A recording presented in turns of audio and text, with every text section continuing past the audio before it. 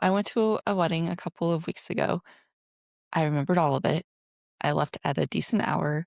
I got home to my kids and I did not crawl through a single field or ditch. I know, crazy, huh? Because if you'd asked me about 10 to 12 years ago, back in 2014, 2015, what a wedding looked like for me, different story. Completely different story. We're talking blacked out, screaming, fighting, doing and saying things I had absolutely no memory of the next morning, events that were supposed to be beautiful, someone's most important day, and I would come in like a wrecking ball and leave a trail of wreckage behind me. Things I said, things I did, things I don't even fully know because I wasn't there. I was there physically, but I was gone. And here's the thing about that version of me. She didn't think she had a drinking problem. She was a binge drinker, not a daily drinker. She wasn't stumbling to the bathroom at 9 in the morning. She was a personal trainer. She was fit. She was holding it together, or so she thought.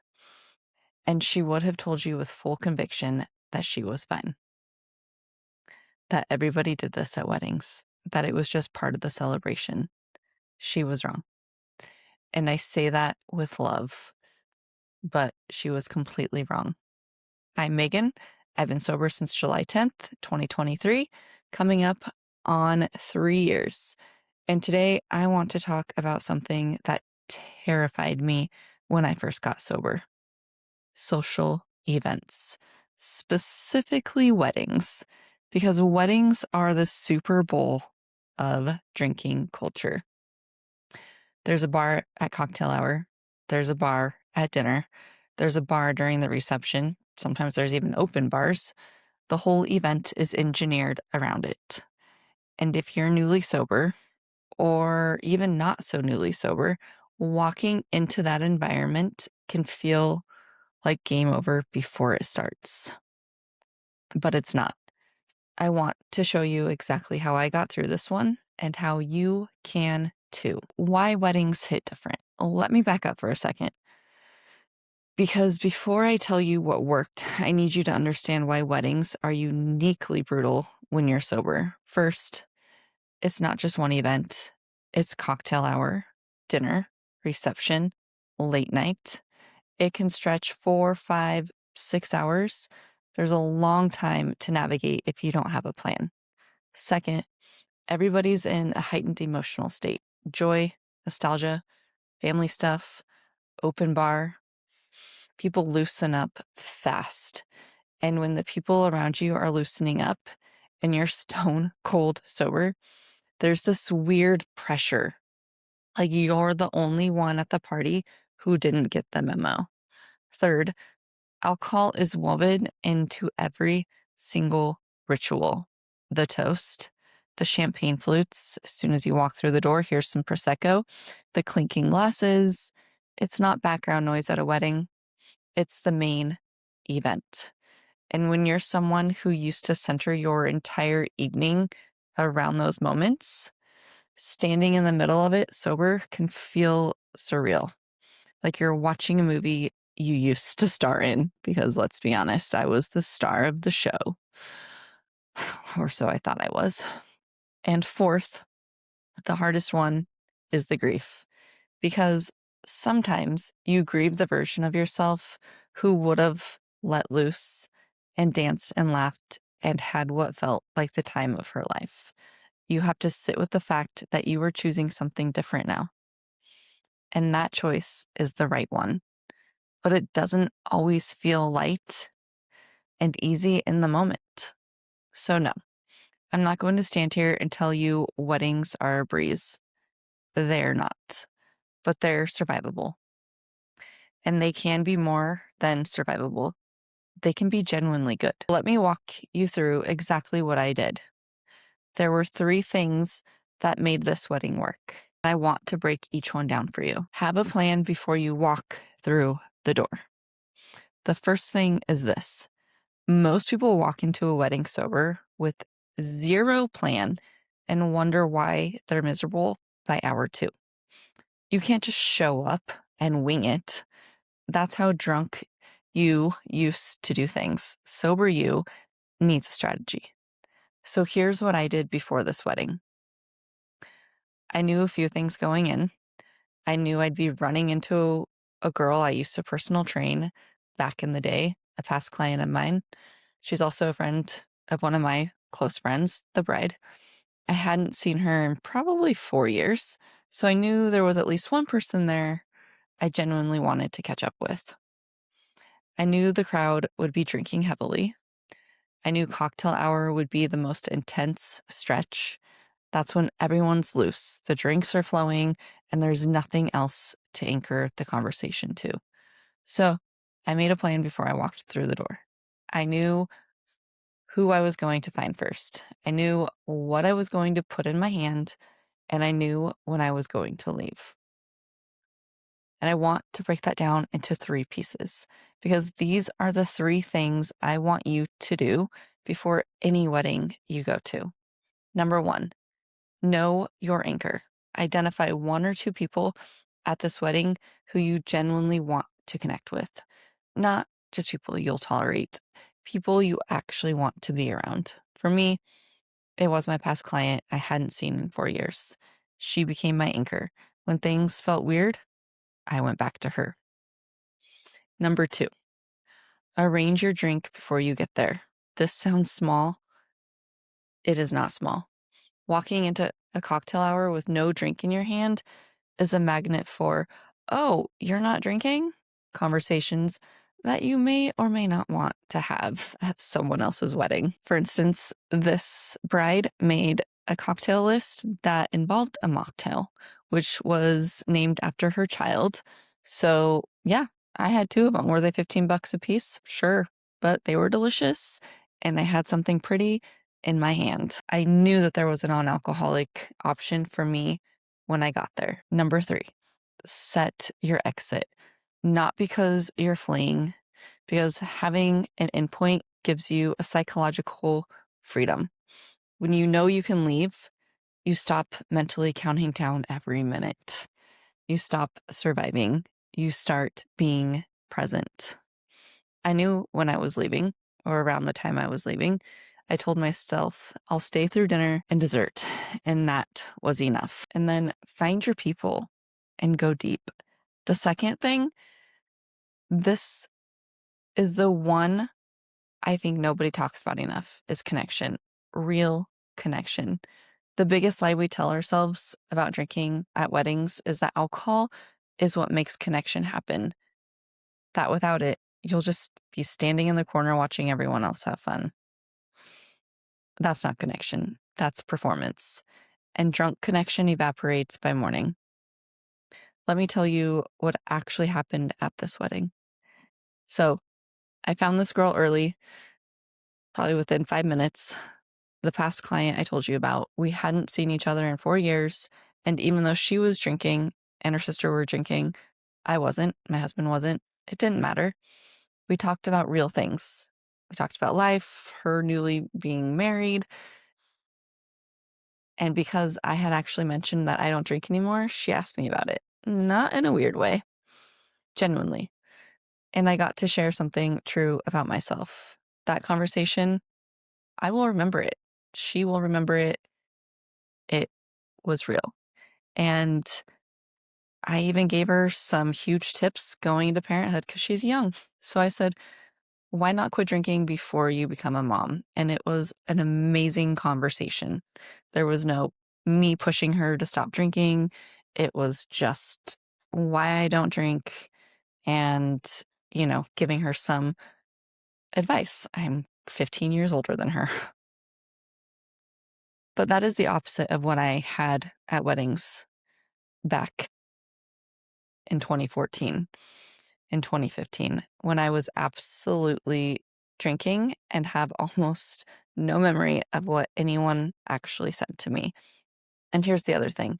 I had a really lovely moment with the bride because, and I should mention this, I used to train the bride and we were really good friends. So I know her and she knows a lot about me.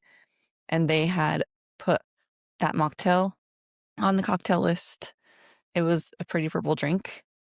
And like I had mentioned earlier, they named it after their 2-year-old. The next day I was texting her asking how the wedding went, and she was like, you know that I don't like a lot of drinking. People were annoying me. And, she asked me how I did because she knew it was my first sober wedding. But I want you to sit with that for a second. She was thoughtful enough to think about the guests at their wedding who might not be drinking. And they didn't just throw a club soda option on the back of a menu. They created something beautiful, put it on the official cocktail list, and named it after their kid. This is a gift. That is inclusion. And it meant more to me than they probably know, because she mentioned this at her bridal shower, that she was doing this. So here's what I want you to hear. The connections you make sober at a wedding are the ones that last. You will remember them. The people you talk to will remember them. You are actually present for the moments that matter. And I need you to stop believing the lie that alcohol is what makes you interesting or warm or funny. You are interesting and warm and funny. You always were. Alcohol was just drowning it out. Find your 1 or 2 people and go deep. Let the conversation be real.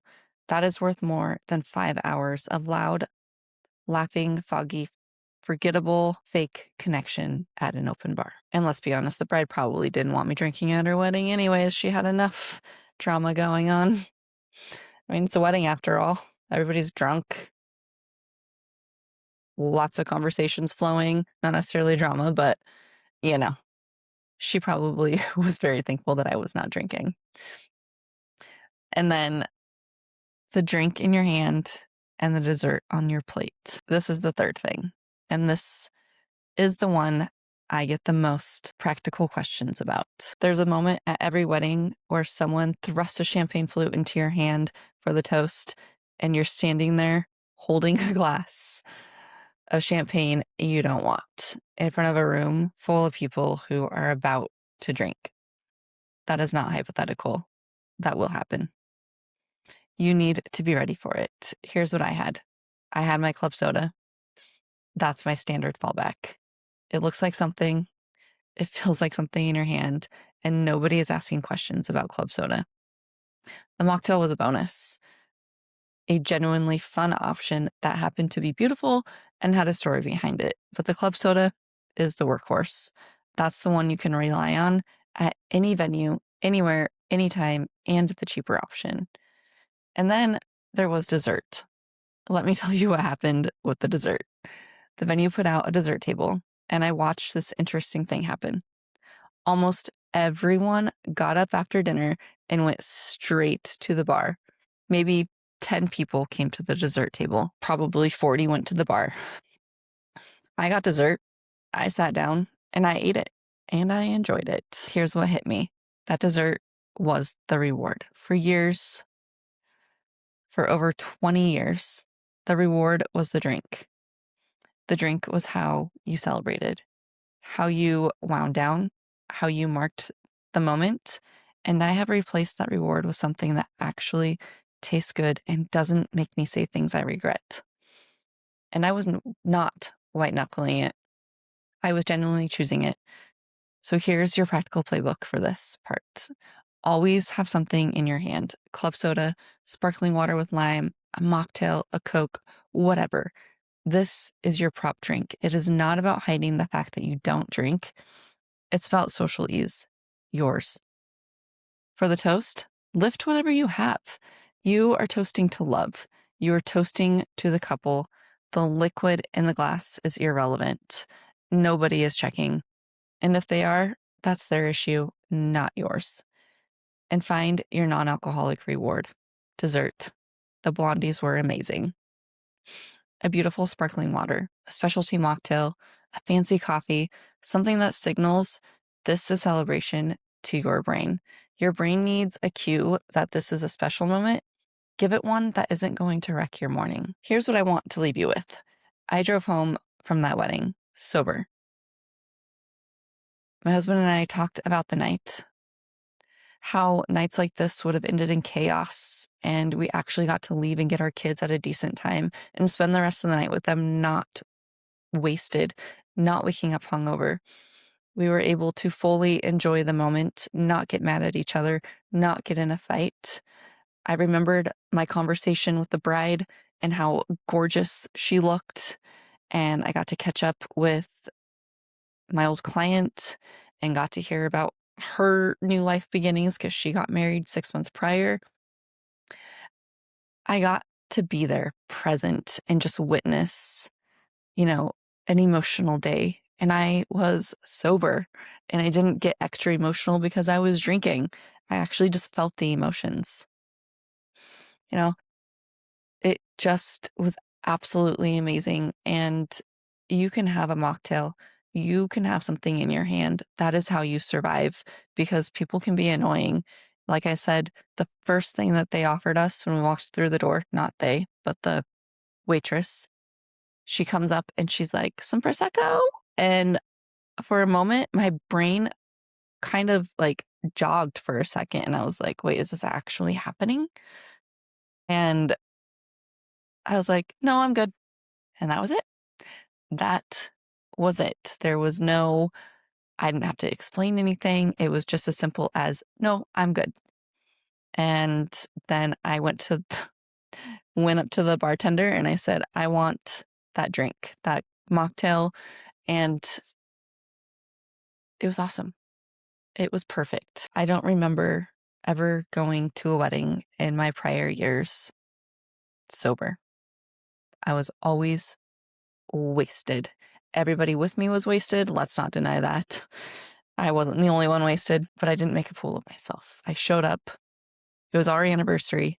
So it was our 12-year anniversary on her wedding day. And we got to dress up and go to a fancy dinner and just enjoy the night. So drunk me showed up to weddings and left wrecked, wrecking things along the way. Woke up the next morning with fragments and near divorce sometimes, and a stomach full of dread about what I might have said or done. Went to sleep that night already dreading the next event. Sober me left, as at a reasonable hour, I got home to my kids, woke up the next morning full of the memory of a day that was actually beautiful. You don't have to white knuckle events like this. You don't have to dread them. You don't have to sit in the corner counting down the minutes until you can leave. You do have to decide before you walk in who you're showing up as. I'm almost 3 years in, and I can tell you the first sober wedding is one of the hardest ones. Thankfully, it was with one of my friends who hardly drinks. After that, you have evidence, you have proof, you have a memory of a night you were actually present for. Go make those memories. If this hits home, I want to hear from you. Drop a comment below. What's the sober event you're most dreading right now? Because in the beginning, it was definitely weddings for me. Is it a wedding, a birthday, a holiday, a work party? Also, I've gotten through a funeral sober. So tell me in the comments, what is something that you're dreading or something that you've overcome? Because we're going to talk about all of it. And listen, if you've got a wedding coming up and you are panicking right now, I did make you something. It's called the Sober Wedding Survival Kit, and it is the exact plan I use. The drink order cheat sheet, the scripts for the weird moments, the pre-wedding game plan, the red flag hours, and what to do during each one. The morning after reflection page, all of it in one printable PDF. It's free. It's in the description. Print it, fold it, put it in your bag, walk into your next wedding with a plan instead of panic. And if you want more of this, tools, strategies, the real unfiltered stuff, subscribe. New videos every week. So I will see you in the next one.